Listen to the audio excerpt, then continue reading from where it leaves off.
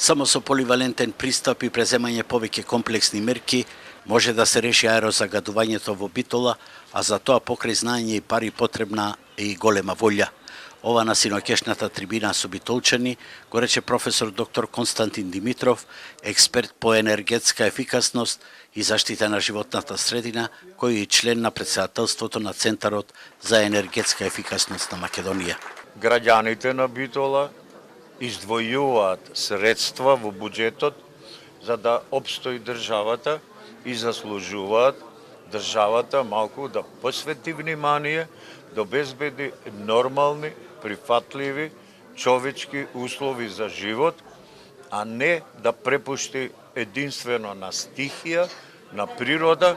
да молиме да дувне ветерче, за да се одвеат оние штетни материи кои што го загадуваат нашето обкружување. Состојбите со загадувањето на атмосферскиот воздух во Битола значително може да се подобрат единствено со централна топлификација, проект што претходната локална самоуправа го подготви со елаборатни проект, при тоа обезбедувајќи и меѓународни средства. За жал, актуелната власт овој проект го игнорира, рече професор доктор Силвана Ангеловска, поранешен председавач на Советот на општината.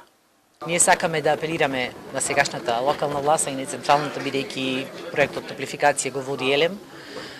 да што побрзо го спроведе тој проект, бидејќи ќе значи сигурно ние имаме одредени денес податоци кои што говорат како фосилните горива влијаат врз амбиенталниот воздух и како со нивна замена со централно грејење би се намалило влијанието на тие штетни